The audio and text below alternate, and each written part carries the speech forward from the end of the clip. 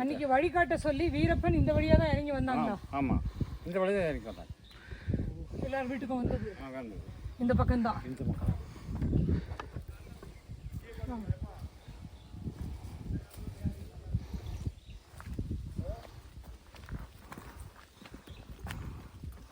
மலையோட இன்னொரு முகட்டில் உட்காந்து மோகன் நவாசாரோட நீண்ட நேரம் பேசினோம். யானைகள் நிறைய வர பகுதி அப்படிங்கிறதுனால துணைக்கு சுத்தி நிறைய கிராமவாசிகளையும் உட்கார வச்சுக்கிட்டோம். இப்ப பேசுற எல்லாத்தையும் வெட்டுராமன் தூரத்துல உட்காந்து வெச்ச கண் வாங்காம பாத்துக்கிட்டு இருந்தார்.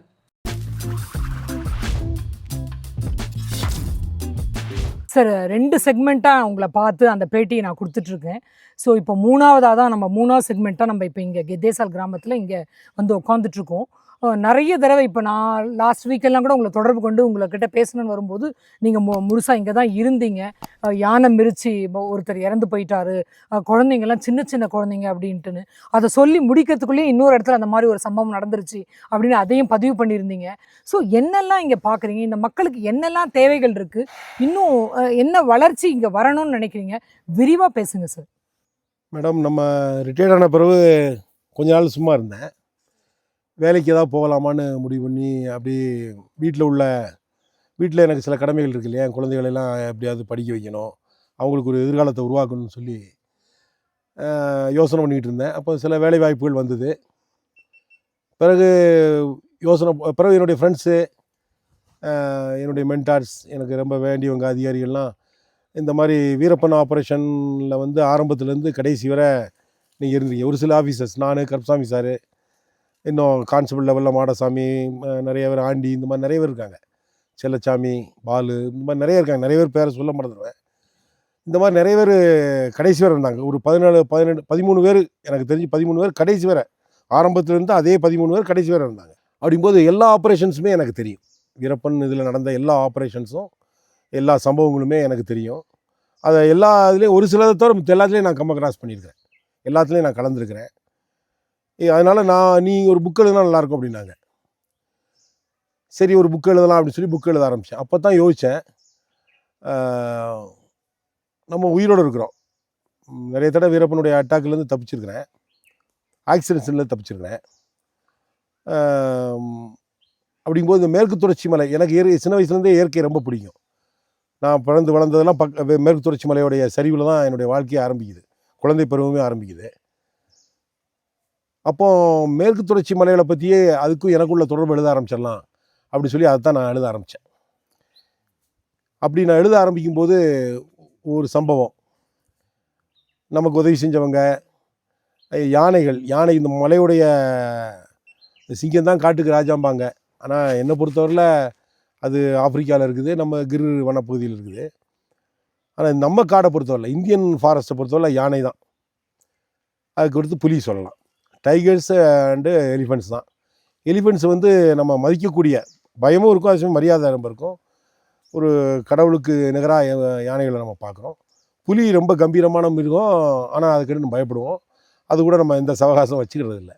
யானை வந்து நமக்கு தோழன் மாதிரி, அந்த மாதிரி இருக்குது. அப்போது வீரப்பன் ஆப்ரேஷனில் நான் ஈடுபடுறதுக்கு இந்த நிறைய அவன் படுகொலைகள் செய்தது ஒரு காரணமாக இருந்தாலும், யானைகளில் வந்து சும்மா சொற்ப பணத்துக்காக யானைகளை வேட்டையாடி கொள்வது என்னால் ஒத்துக்கிடவே முடியல. ஏன்னா எங்கள் சைட்லலாம் யானைகள் வந்து எங்களை பொறுத்தவரை கடவுள் தான். எங்கள் சைடில் யானைகளை வந்து நாங்கள் ஐயப்பான்னு தான் கூப்பிடுவோம். காட்டுக்குள்ளே போகும்போது யானையை பார்த்துட்டோம், யானை ஒரு மாதிரி விரட்டுற மாதிரி இருக்குன்னா, ஐயப்பா ஐயப்பா அப்படின்னு சொல்லிட்டா யானைகள் வந்து நம்மளை துரத்தாதுங்கிறது எங்கள் ஏரியாவில் உள்ள ஐதீகம். அந்த மாதிரி சொல்லி போனதை நான் பார்த்துருக்குறேன். அது உண்மையிலேயே அது யானைக்கு தெரியுதா இல்லை என்னன்னு தெரியாது. ஆனால் ஐயப்பா ஐயப்பான்னு சொல்லுவோம், யானை போயிடும். அந்த மாதிரிலாம் பார்த்துருக்குறேன். இங்கே உள்ள மக்களை கடைசியாக வீரப்பன் ஆப்ரேஷன் ஆரம்பித்த பிறகு இந்த மக்களை வந்து சந்திக்கிறேன். முக்கியமாக இந்த மலைவாழ் மக்கள், அதுலேயும் பழங்குடி மக்களை சந்திக்கிறோம்.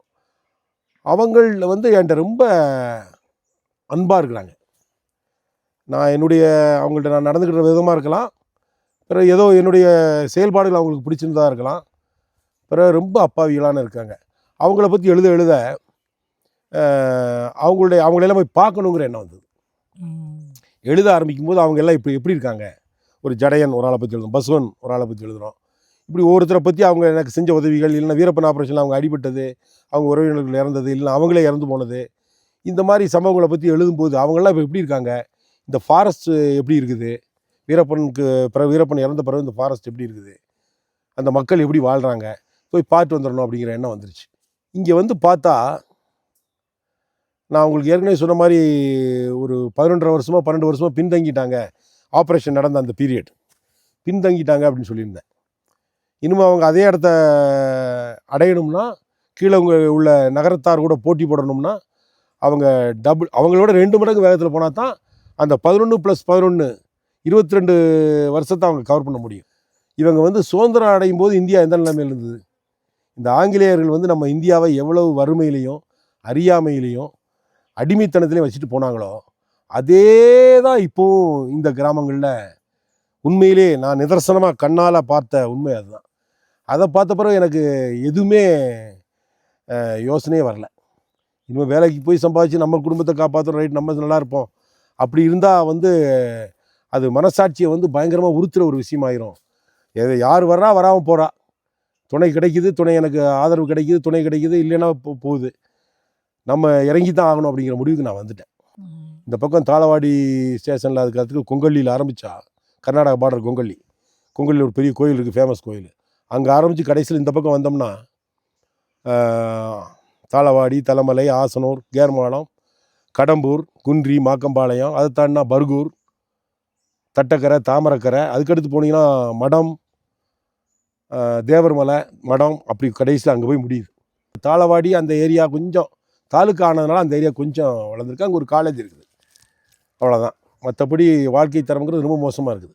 பிரச்சனைகள் அப்படின்னா வரிசையாக உங்களுடைய மனக்கண் முன்னாடி நீங்கள் இப்போ 1, 2, 3 போடணும்னா அதை நீங்கள் ப்ளீஸ் விரிவாக சொல்லுங்கள் சார். சித்தராஜன் ஒரு ஆள் கடலிக்காரரு, பயிர் விளைஞ்சிக்கிட்டு இருக்குது, அவருடைய பயிர் விளைஞ்சிக்கிட்டு இருக்குது, அவர் குளிர் காஞ்சிக்கிட்டு இருக்கிறாரு. குளிர்காயில் நெருப்பு போட்டு அவர் காவலுக்காண்டி உட்காந்துருக்காரு அவரோட தோப்புல, அவருடைய இடத்துல. அவருக்கு இருக்கிறதே மொத்தமே 1 ஏக்கர் தான், அதுவும் மானாவாரி பூமி, மோட்டர் தண்ணி வசதி கிடையாது. அந்த பயிர் தான் அந்த வருஷத்துக்கு அவர் குடும்பத்துக்கு சாப்பாடு.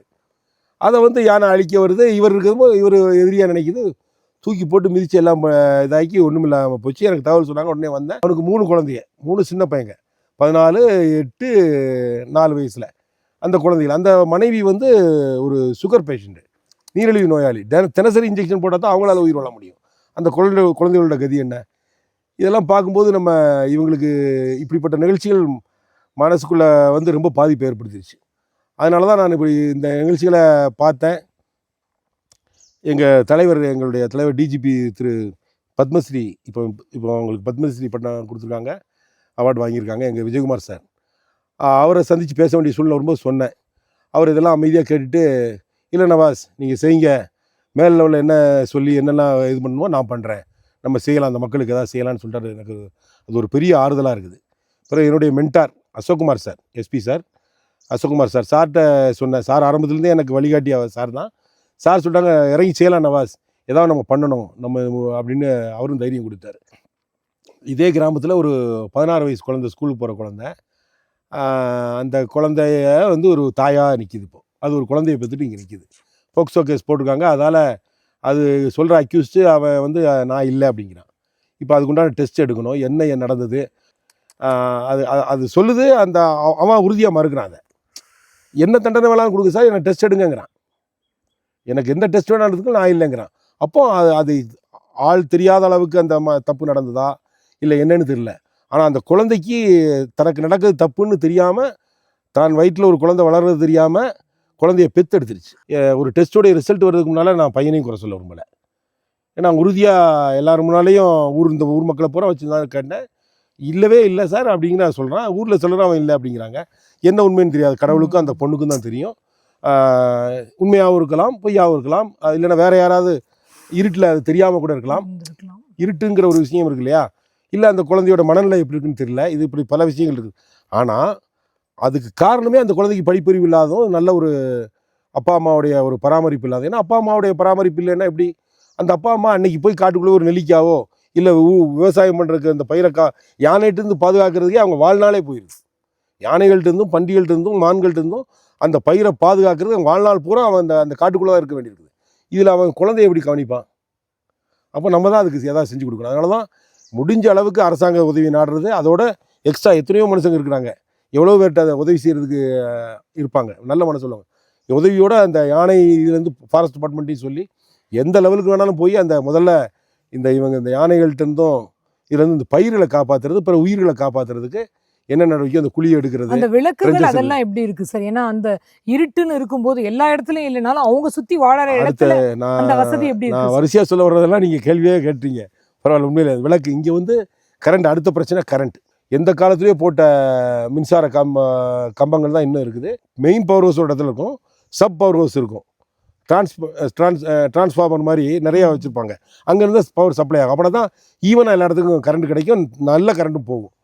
இது இங்கே ஆசனூரில் இங்கே கிடையாது, கேர்மானத்தில் கிடையாது. இந்த ஏரியாவில் பூராமே கிட்டத்தட்ட ஒரு 40 கிலோமீட்டருக்கு. அதே மாதிரி எங்கெல்லாம் இப்போ டெலிஃபோன் வசதி இல்லையோ, தொலைத்தொடர்பு இல்லையோ, அதே மாதிரி பவர் சப்ளையும் ரொம்ப கம்மியாக இருக்குது. பாதி கரண்ட் தான் வரும்.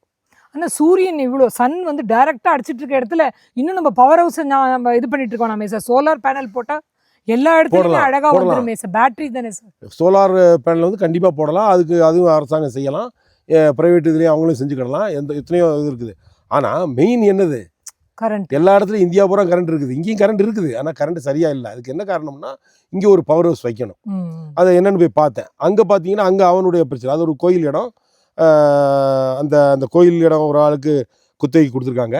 அவருக்கு அந்த இடம் வந்து ஆக்சுவலாக அரசாங்க இடம், புறம்போக்கு இடம். ஆனால் ரொம்ப நாளாக அந்த குத்தகைக்கு ஓட்டிகிட்டு இருக்கிறனால அதை அவருக்கு விடுறதுக்கு மனசு இல்லை.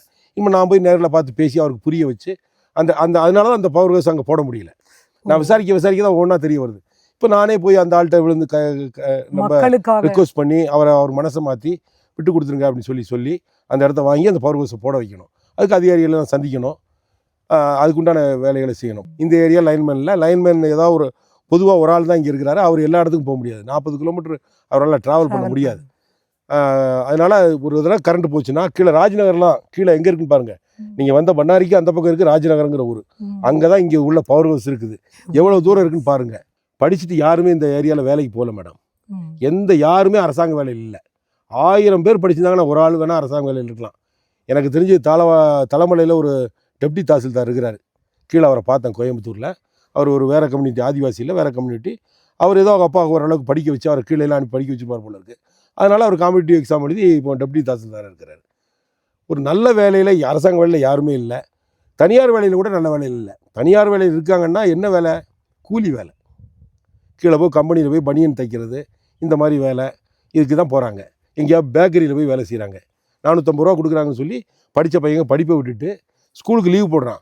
ஏன் வரலன்னு போய் விசாரித்தோம்னா அந்த பையனை பற்றி விசாரிக்கும்போது அவன் இங்கே ஸ்கூலுக்கு லீவ் போட்டுட்டு ஊட்டியில் போய் பேக்கரியில் வேலை செஞ்சுட்டு இருக்கான். கேட்டால் அவள் அப்பா சொல்கிறாரு 450 ரூபா சம்பளம் கிடைக்கும் சார் அப்படின்னு. இன்னொரு ஆதிவாசி பொண்ணு இன்னொரு ஊரில் இருக்குது.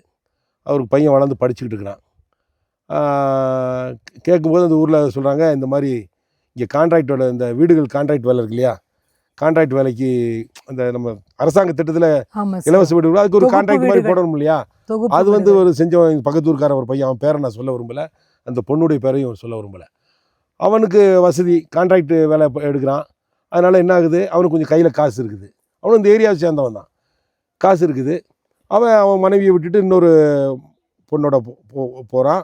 அதை விட்டுட்டு அடுத்த பொண்ணோட இங்கே வந்து ஒரு ஆதிவாசி பொண்ணை அதே மாதிரி இதாகி கர்ப்பமாகி அது குழந்தையோடு நிற்கிது. அந்த பையன் படிக்கிறான்.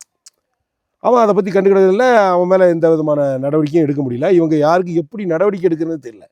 எனக்கு அதை கேட்டதுமே என்ன எப்படி எனக்கு மனசு துடிச்சிருக்குன்னு நீங்கள் யோசிச்சு பாருங்கள். கீழே எவ்வளோ கோச்சிங் சென்டர் இருக்குது.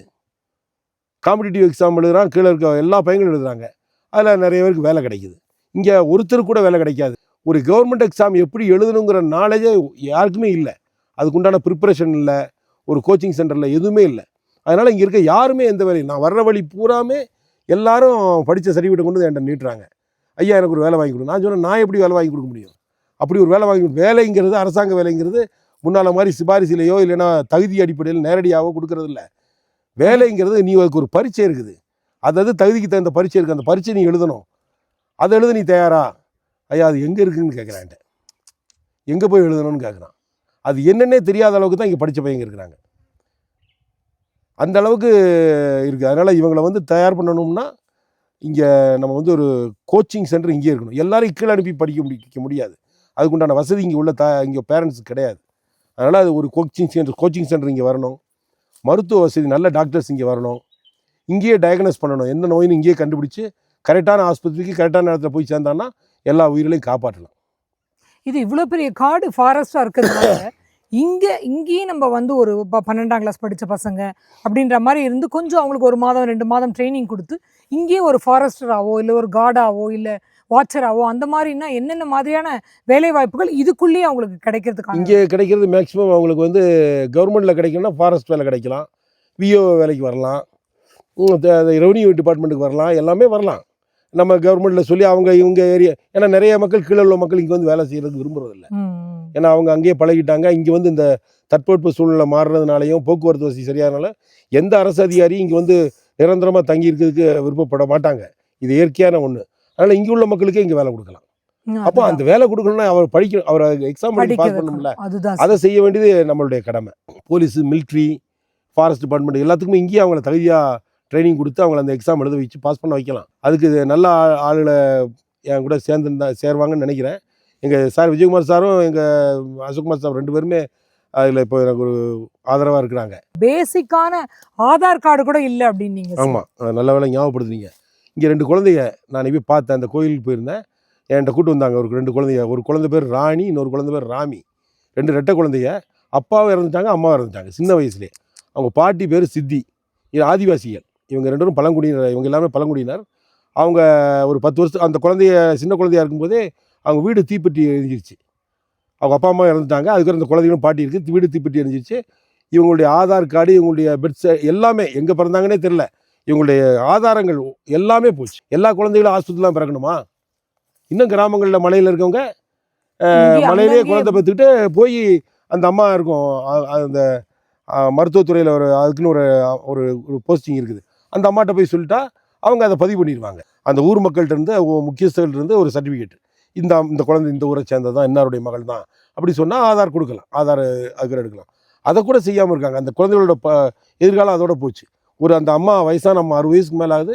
அந்த அம்மாவுக்கு விதவை பென்ஷனும் இல்லை, அந்த அம்மாவுக்கு ஓல்டேஜ் பென்ஷனும் கிடையாது. இந்த குழந்தைகளுக்கு ஸ்காலர்ஷிப்பும் இல்லை.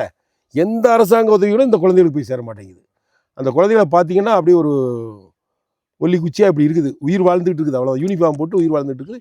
யூனிஃபார்ம் கவர்மெண்ட் கொடுக்குறதுனால அந்த குழந்தை யூனிஃபார்ம் போட்டு அவங்க பாட்டி எங்கேயோ கூலி வேலை பார்த்து ஒரு 100 ரூபா எவ்வளோ கிடைக்குதுன்னு தெரியாது. அந்த பாட்டிக்கு 60 வயசுக்கு மேலே ஆச்சு. அந்த பாட்டியே உடம்பு சரியில்லாமல் இருக்குது. அந்த பாட்டிக்கு கஷ்டப்பட்டு அந்த குழந்தைகளுக்கு அந்த அரசாங்கத்தில் போடுற அந்த சத்துணவு இருக்கு இல்லையா, அதான் சாப்பாடு. காலையிலேயும் மத்தியானம் எப்படியோ சாப்பாடு கிடச்சிது. நைட்டு வீட்டில் அந்த பாட்டி எதாவது கொடுத்தா உண்டு.